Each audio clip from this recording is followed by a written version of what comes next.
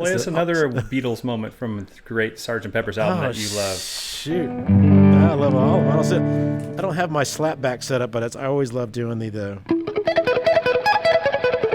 Of course, the intro to "She's Leaving Home" was that was obviously done on the harp, but the harpist played just the chord was do do do do do do do do do do do do do the arpeggio, but it was double, in double time with a slapback. So if I don't have my slapback set up, I got to do it picking wise.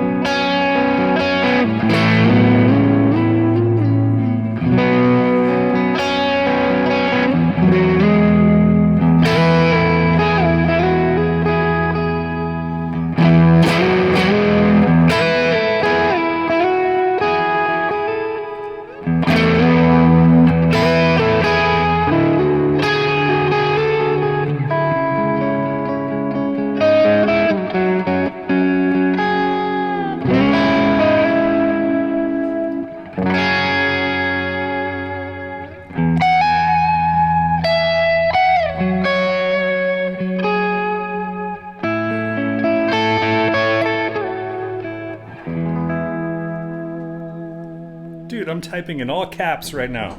I was hoping I'd get all caps on that. Right? That was just... thank you, Jude. That was just wonderful. That was just a hypnotic journey, and your tone is always so immaculate.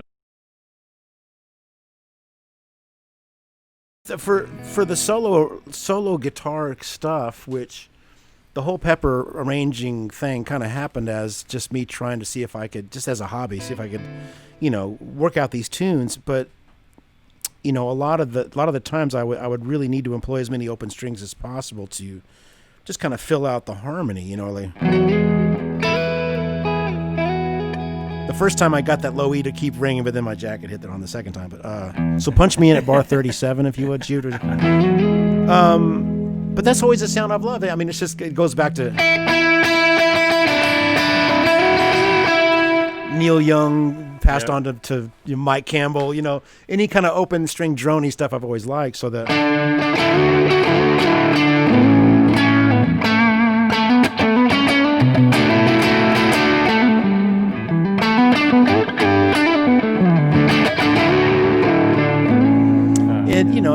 If you've got the open string as your root, if you just head on up to that third, you've got a sweet tone.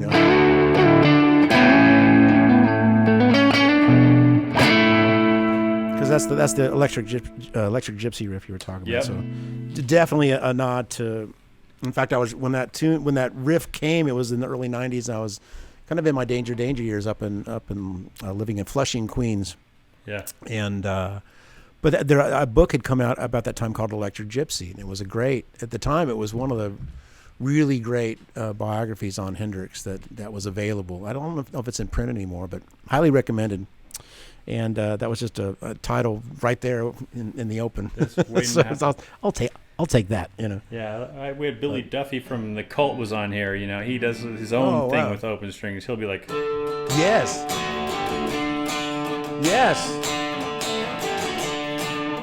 Yeah, I'm a big fan. I love that, but you mix it with the Hendrix, which is so sweet. And well, that was but no, I love those riffs. That one and the which directly influenced. I had one of the few songs I co-wrote with Danger back in the day was called "Beat the Bullet," and it's probably my most requested.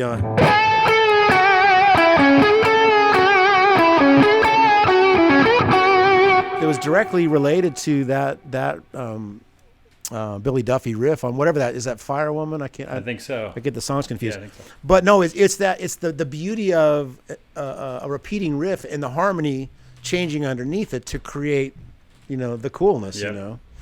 Anyway, so you got a little bit of a Billy Duffy influence there. Well, you have a sweet tone happening today. Now, I see one amp on, but for those who are not seeing what I'm seeing, well, I see 2 amps. Like maybe a... Wait, if I do... There's a few behind me. My normal broadcasting and recording rig is the 2 Lone Stars. Yeah. And I've got a couple of 2x12 rectifier cabinets in the room next to me here. This is like the upstairs of my home that I've very luckily commandeered, and my wife doesn't give me heck about it. Sweet.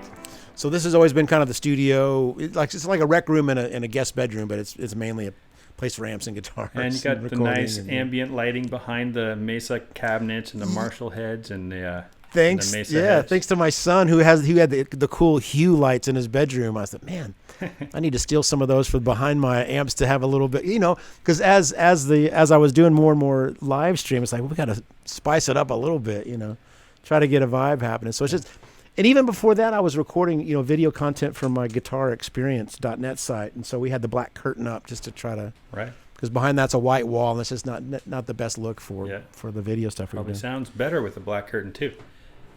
I don't know. It might, but yeah, usually the amps are in the other room. Oh yeah, so you got your cabinets in the other room?